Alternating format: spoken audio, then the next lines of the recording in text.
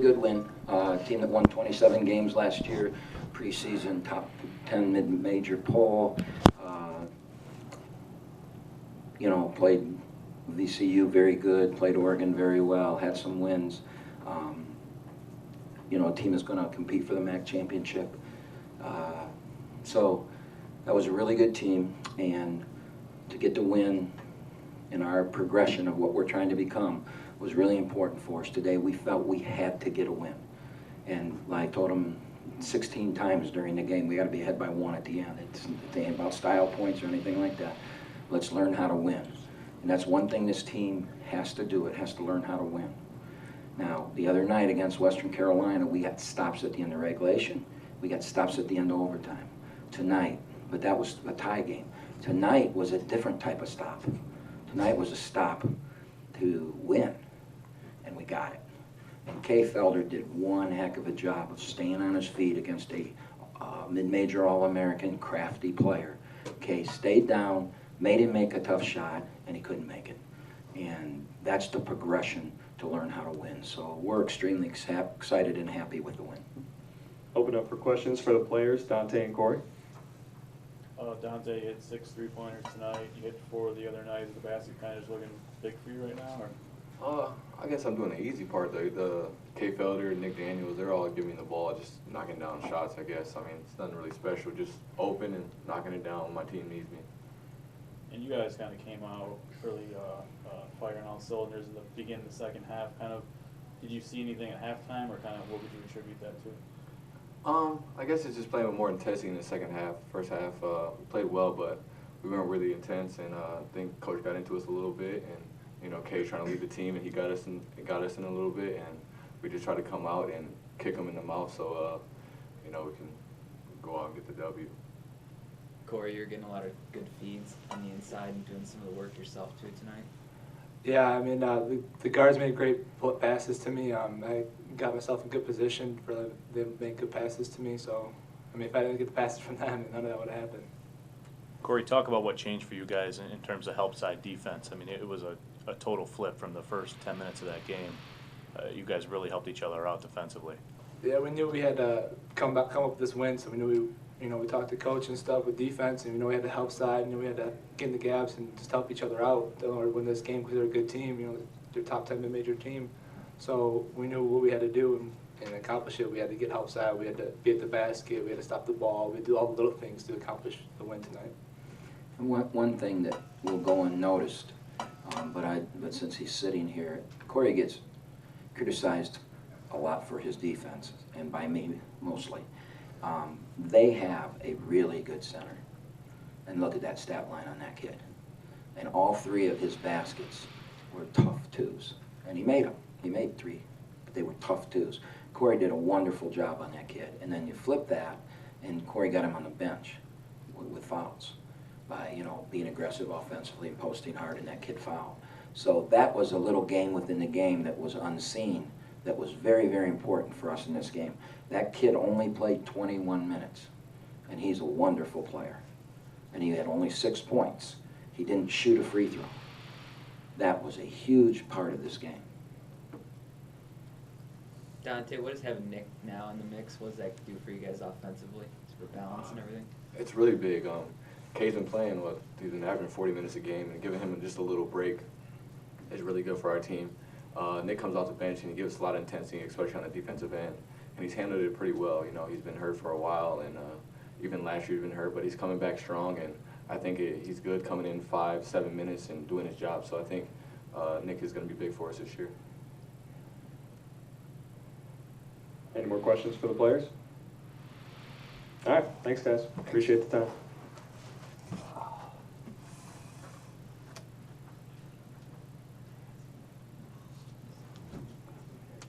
All right, open up for questions for Coach Kampe.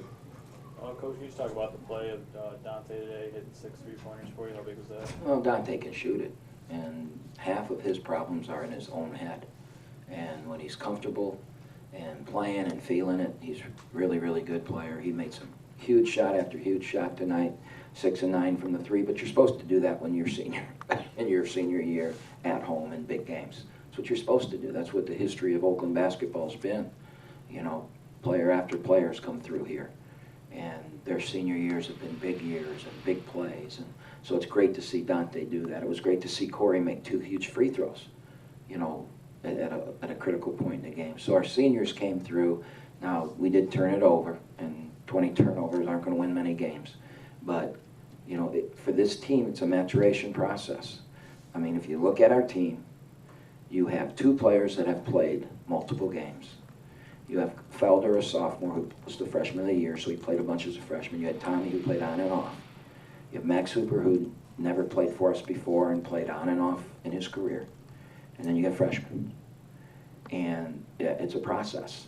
I mean, with Nick Daniels healthy now, in our top 8 are 3 freshmen and a sophomore in our top 8. And Max Hooper, even though he's a third-year player, has never played, playing at Oakland for the first time.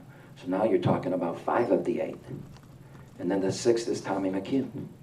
And you can't say Tommy's a veteran. Tommy is learning. I mean, he played for us last year, but he had a lot of games he played 2 minutes. So if you just look at that team and realize the growth potential, we got length, we've got athletes, we've got size, we got people that can score.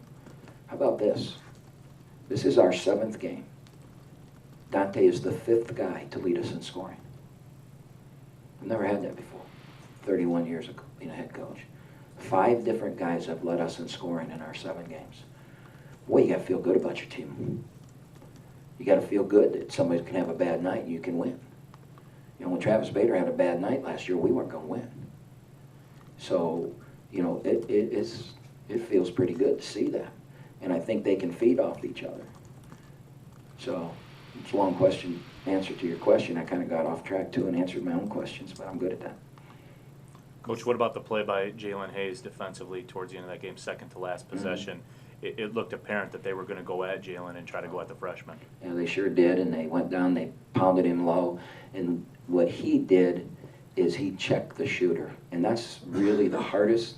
There are 2 things that are extremely hard to teach in the game, and that's one of them, and that's when you're guarding a guy at the basket and he shoots the ball, everybody wants to look and follow the ball instead of then keeping that guy from getting his own rebound. And think about all the times a shot goes up and the guy's shot. Tommy McHugh had a putback today where he missed and got his hand on it, and you know, it happens all the time in the game of basketball. A guy gets in tight, he lays it up, misses, and he jumps again. Well, he checked that kid out, so he couldn't get it again, and then he rebounded it, and then he made a free throw. So that was a huge, huge play.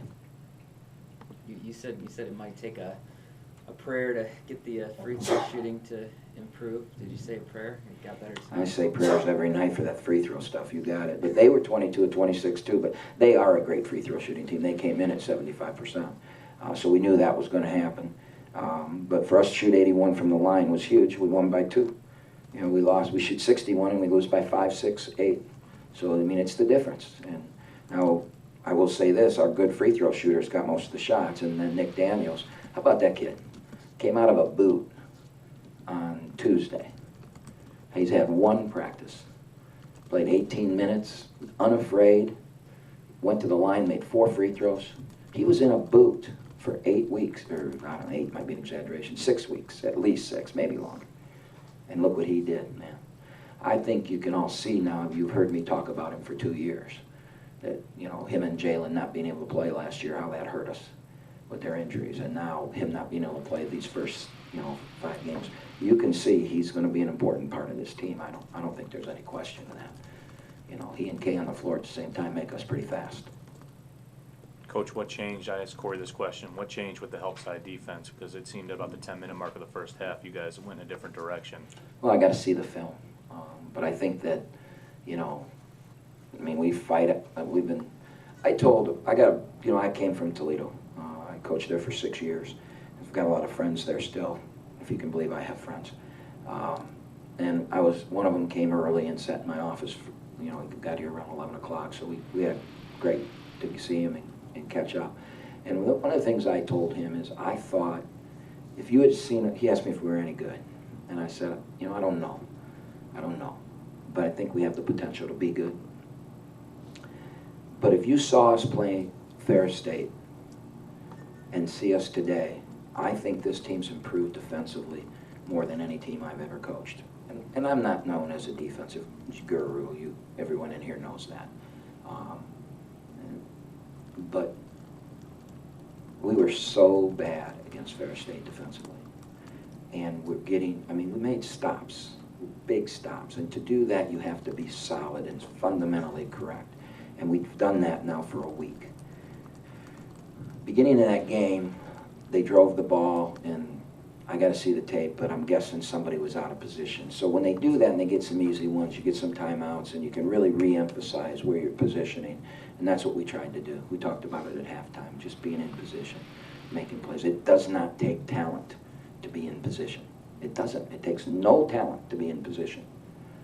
It takes talent to shake and bake and score, but it takes no talent to be in position. So, you know, that's what we're stressing, and I thought we did a great job. I mean, they ended up with 79 points, but there were a lot of possessions in that game. And they shot 42% in our place, and that's a team that's really good and can really score. You guys took away some of the other guys, Jonathan, local guy, he shot the ball. Well, he still had 16, or no, he had 19. He got hot early and made a couple threes early, and then they had one possession where they played horse from the 3 line. They shot and missed, got the rebound, shot and missed, got the rebound, shot and missed, and he was all alone and made it. You know, that was a huge possession, a back-breaking possession. And so Jonathan Williams, man, I've known him. We recruited him. I was sad we didn't get him, but, you know, obviously he's doing well at Toledo, so he probably made a really good choice. He played against my son. I got to see him play a ton of times. So I'm just glad that we were able to win the game. But we got to play him again next year. But I'm glad we were able to win the game. Any more questions for Coach? All right, thanks, Coach. Thank you, guys.